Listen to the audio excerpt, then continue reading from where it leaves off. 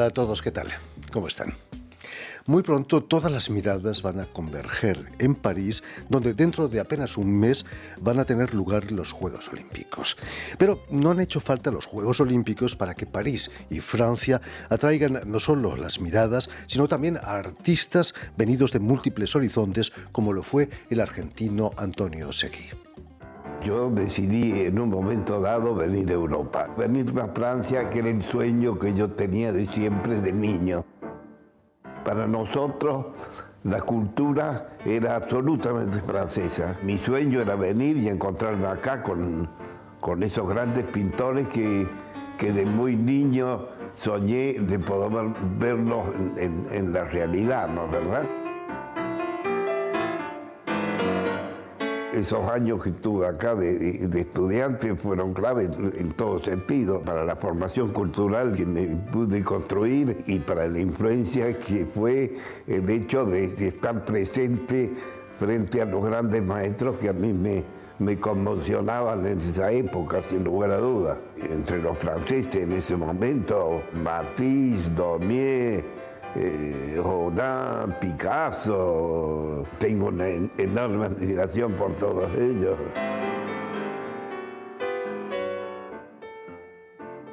Si uno vive acá de hace más de 50 años es porque la ciudad me encanta y hay tantas posibilidades de hacer cosas acá.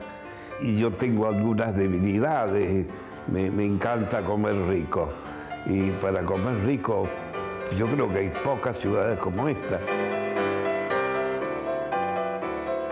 Yo no perdí nunca contacto con la Argentina, pero estando ya 20 días allá empiezo a extrañar París y a apresurarme para ver cómo puedo hacer para volver rápido.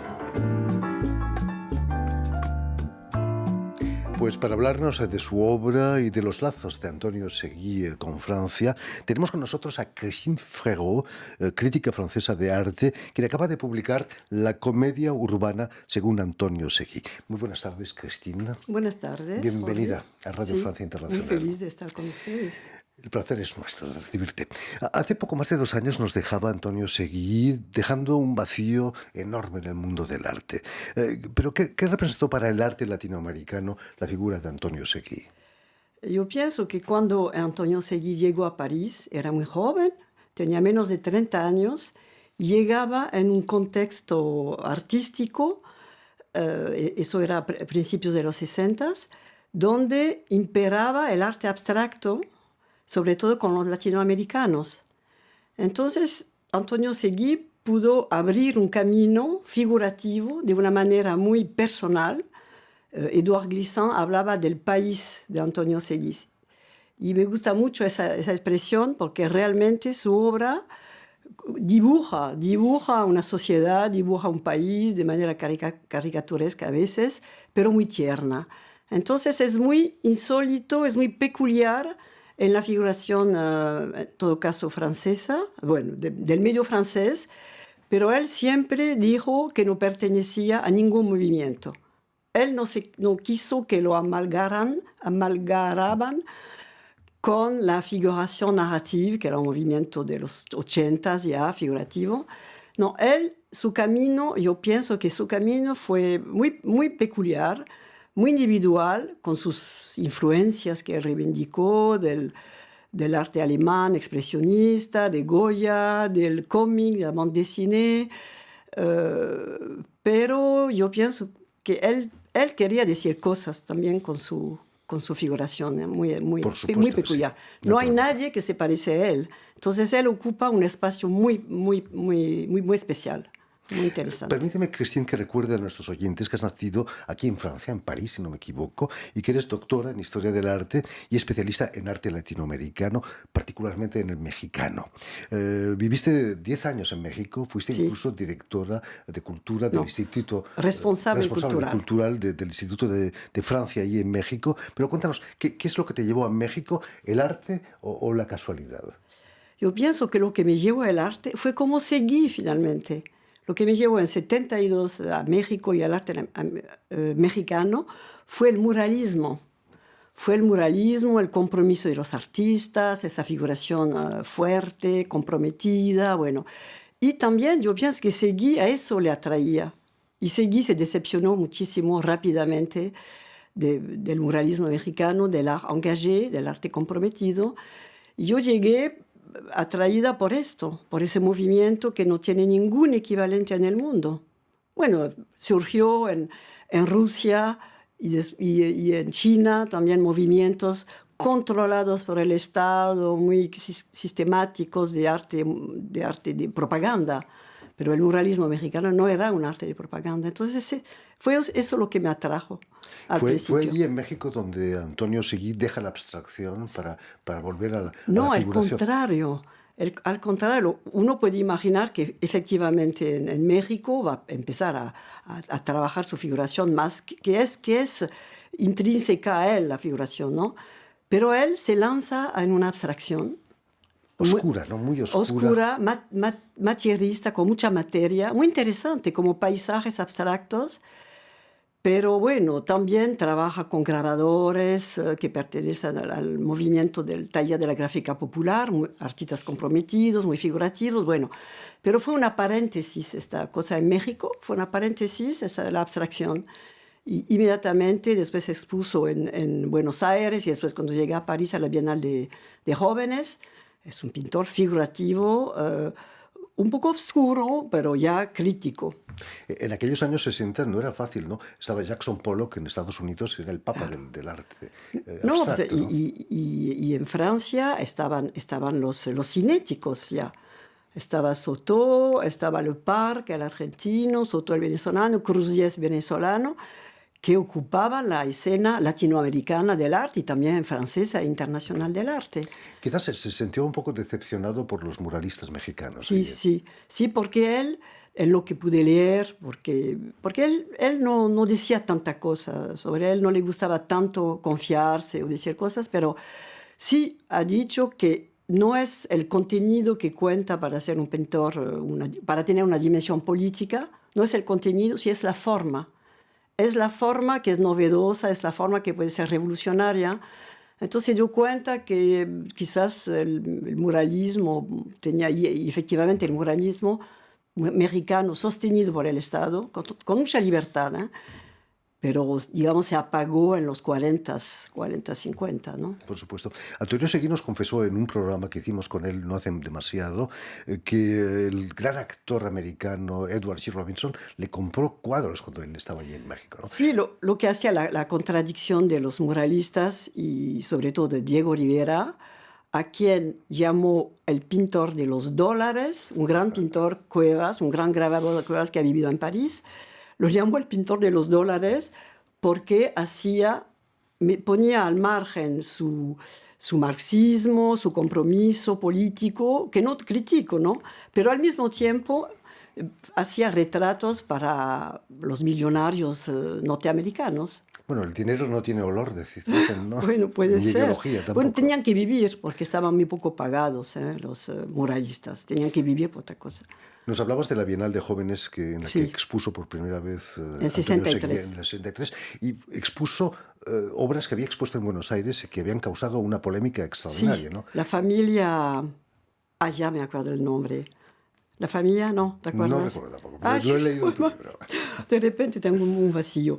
Pero sí, tuvo mucho éxito. Esta Bienal era el tercer año de esta Bienal que había empezado, el cuarto, en 59, creada por André Malraux. Y en esa Bienal, que abarcaba muchos países, no sé cuántos, pero los que impactaron más el periodismo y el público francés fueron los artistas de América Latina, Argentina, Brasil y México. Y en estos fue Antonio Seguí, que inmediatamente tuvo un éxito. Y tenía 29 años, creo, ¿no? Volvamos a tu libro que acaba de editar la editorial Atelier, HD Atelier, en su colección la Henri novela... Dougier. ¿Perdón? Atelier Henri Dougier. Exactamente, Atelier. La colección se llama La novela de una obra maestra. La obra que ocupa la portada, por cierto, del libro, la obra maestra es Despertar en la ciudad.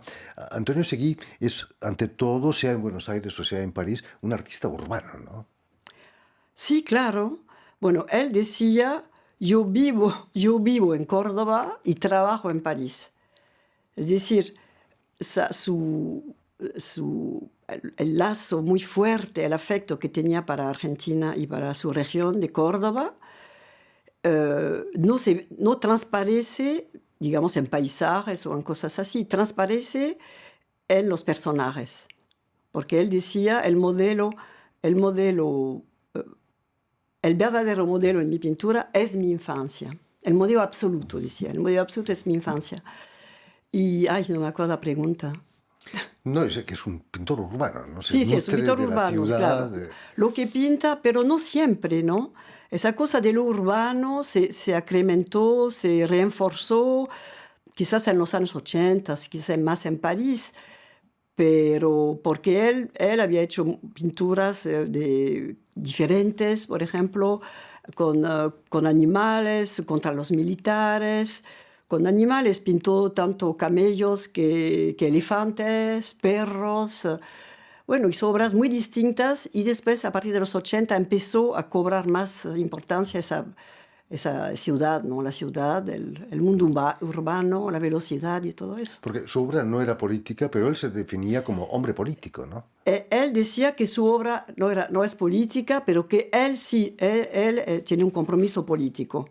¿Y puedo contar una anécdota rápidamente? Por favor. Bueno, eso fue en 68, creo. Ay, que me perdonen si la fecha. En 68 ocuparon unos artistas, entre los cuales estaba Julio Lepar, estaba Roberto Mata, la Casa de Argentina en la ciudad universitaria.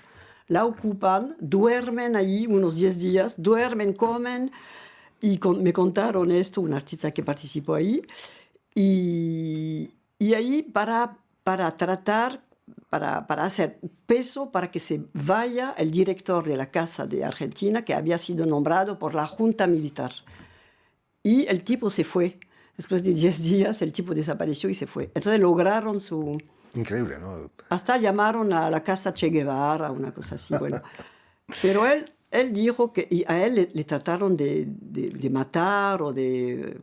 cuando vivía en París, nunca se supo bien, o él no cuenta exactamente, pero él no sabe quién trató de acribillarlo.